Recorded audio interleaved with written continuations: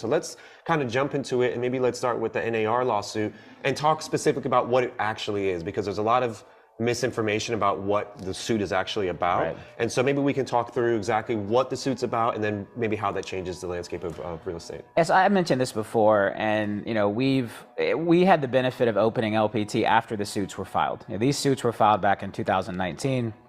We were aware of them. We were aware of the allegations in them. We were aware of some of the missteps that the large franchisors made that made them a bigger target for this type of litigation.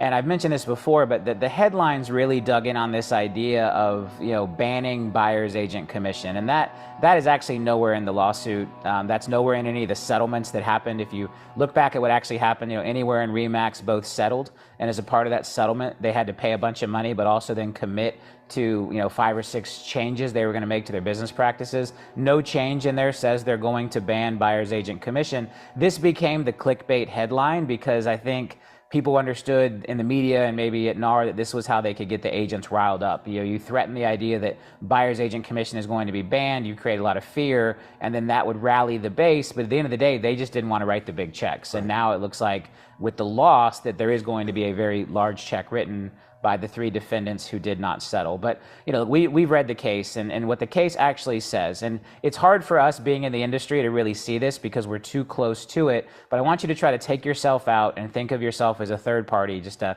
layman, a regular consumer who's on the jury, who is not part of the real estate industry. And the allegation that was made is that NAR and these very large franchise companies, Anywhere, Remax, Berkshire Hathaway Home Services, and Keller, colluded to fix prices in real estate commissions. And the agreement that the lawsuit alleges happened was that NAR said, hey, big brokerages, if you agree to make all of your hundreds of thousands of agents join NAR as a mandatory part of being in your franchise, which will then give us NAR a lot more dues, we will in return make buyer's agent commission mandatory so that you can help keep prices inflated. And that is the accusation. Like, that was the whole basis of the lawsuit, was that NAR and these big franchises came together and said, hey, we'll require all of our hundreds of thousands of agents to join NAR. In return, NAR, we need you to require everyone to offer a unilateral mandatory offer of buyer's agent compensation, and that was effectively price fixing to keep commissions high. And then where our industry did not do itself any favors is, so that's the allegation, and now you get into, well, what's the evidence? And unfortunately, the way a lot of brokerages and agents talk about commission, it makes it seem as if there is a standard rate, as if they are not negotiable, as if there is some collusion across the industry. And so then they played videos of training events and scripts and all these things from the franchises saying things like, well, if you're going to go below the standard commission, you need to get manager approval. Well, why is there a standard commission? Is there some price fixing? And so when the jury looked at all this, what they found them guilty of, or of liable for, was that there was this agreement that said, hey, NAR is going to help us inflate commissions by making buyer's agent commission mandatory in return for making all of the agents members of NAR, so NAR can make more dues. Now, again, we don't see it that way because we're too close to it in the industry, but I can understand how a jury would see that, especially when you have these scripts and overcoming objections and sales training videos that all do make it sound like there is, in fact, some type of fixed price. And I'm a firm believer that commissions are negotiable. It's a big part of why I built Listing Power Tools, to give agents the ability to go in there and negotiate the best commission they could by showing maximum value. We'll talk about that more in a minute. But one of the things I want you to think about is, as you're out in the community, as you're talking to sellers, as you're talking to other agents, are statements you are making, could they be misconstrued to make it seem like this conspiracy does exist? And that's something I've really tried to do a good job of over the last 3 or 4 years since the lawsuit was filed, is when I talk about things, am I talking about it in a way that someone who is not part of the real estate industry would think maybe there is some collusion, maybe there is some price fixing, and saying things like, they wanted me to reduce my standard commission. Well, if commissions are negotiable, is there necessarily a standard commission? Correct. Setting commissions, I won't negotiate. Like, phrases like this do not do well for our industry. There were posts on Facebook, you see them all the time. What do you do when a seller asks you to lower your commission? I tell them to F off. I mean, it gets crazy. Yeah. But none of that looks great for our industry when there is this accusation of this agreement between the biggest brokerages and NAR to fix prices. And that's really the heart of this. And so I want everybody to think about that and be conscious of when you are discussing commissions, with your clients, with all these people, keep in mind that there is no fixed price. There is no standard commission in real estate. That is not a thing. There are average commissions, there are average levels, but at the end of the day, you are negotiating that commission with the seller when you go in there. That's really what the lawsuit was all about. Again, there's no language in there that says they're going to ban a buyer's agent commission. They're going to potentially stop making it mandatory, but even that wasn't part of the Anywhere and Remax settlements, correct. But that is a big part of what NAR was. So we don't know exactly what's coming, but again, the media has taken this to the far extreme of, we're going to ban buyer's agents commissions. Buyer's agents are going to go away. Buyer's agents aren't going to exist anymore. Look, someone has to show all these houses. Correct. The idea that if a consumer wants to see 10 houses, that 10 listing agents are going to show up and show them the 10 houses. And if they don't buy that house, it's just not practical. And so again, reading all the actual lawsuit language, reading the actual settlement language, we do not feel like there is this massive wave coming where buyer's agent commission goes away. I don't see that. But we do have to be smarter as an industry about how we talk about commissions. And so some of the things we did at LPT, because again, we knew this was out there. We knew these lawsuits existed. Some things that we did to make us look very different from the companies who are a part of these lawsuits is, one, you can be a part of LPT without being a member of NAR. We run a second brokerage called Network Realty, where you do not have to be a NAR member. All right, now this is easier to do in some states than others. We are going to have it in all the 20 states we're expanding to, but it's usually a little slower to expand. But in Florida in particular, where our biggest agent base is, we actually have one of the largest non-NAR brokerages in the entire state called LPT Network Realty. All right, and that brokerage does not require you to be a member of NAR. So if we're looked at to say, hey, well, is LPT a part of this collusion? Well, correct. We didn't require it, where the big franchises did.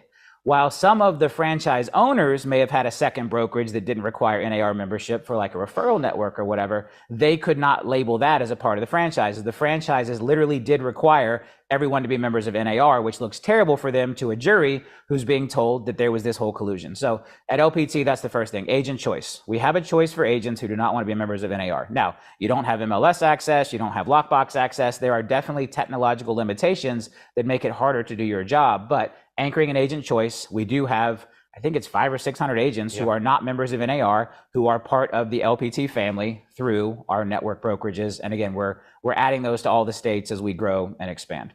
That's one. Number two, listing power tools. Like the idea that commissions are negotiable, and that's why we arm you with amazing marketing to go out there and win and to show your value and to be able to, in a negotiable situation with a seller, prove your value and prove the amount you want to charge in that negotiation by showing them listing power tools. That's a critical component of who we are.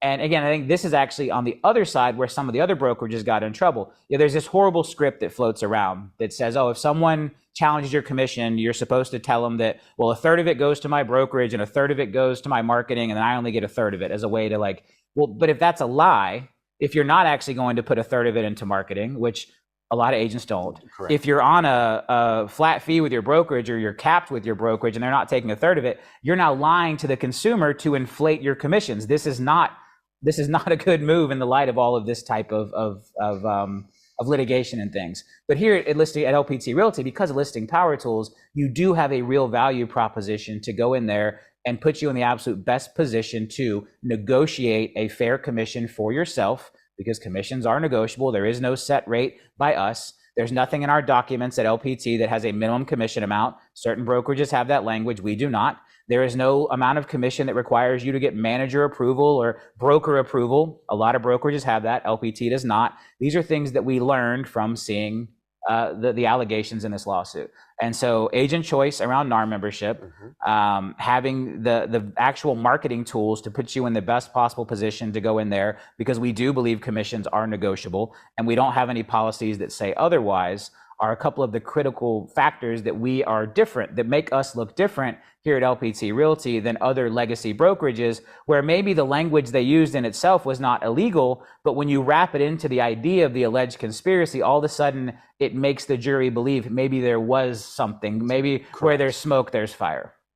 like if you look, there are companies out there that list for flat rates. There are companies out there that list for much less. We have agents here that list for flat rates. And, again, the consumer is more aware of this than I think we give them credit for. I mean, if you are a FSBO, you're getting a ton of direct mail from companies offering to list your home for a few $100s or whatever. Like, the idea that commissions aren't negotiable, or that consumers were not aware that commissions were negotiable, while I somewhat understand it, I don't believe that it's this massive shift that, again, a lot of the fear mongering and clickbaiting is happening with the internet and billboards and direct mail and all these things. Like, we've seen companies come in and try to disrupt by offering lower prices, and they've done a pretty good job of getting their message out. In the end, this is a very large transaction, and I think what I've seen, and even from my personal experience, consumers would rather have an expert with amazing marketing than a lower price. And that, I think, that is real. And so again, we're here to not use gimmicks and tricks and scripts to set some artificial level of commission price fixing. We're here to give you the tools to provide absolute maximum value to that seller, so they say, yeah, I want to hire that agent, even if they are more expensive than other agents in my area, because of all the amazing marketing and tools and resources that they bring to help me win as a seller. And that's important. And, that's an important part of who we are. I think it's a very important part of where real estate is going. That's right. Because I do think that the idea of just throwing the house in the MLS is going to get more pressure around, what is a fair commission amount for that. And so again, we are here to give you the tools and to put you in the absolute best position to win in this changing market. And again, while we don't know exactly what it looks like, what I can tell you is we are very focused at our level of being nimble and ready.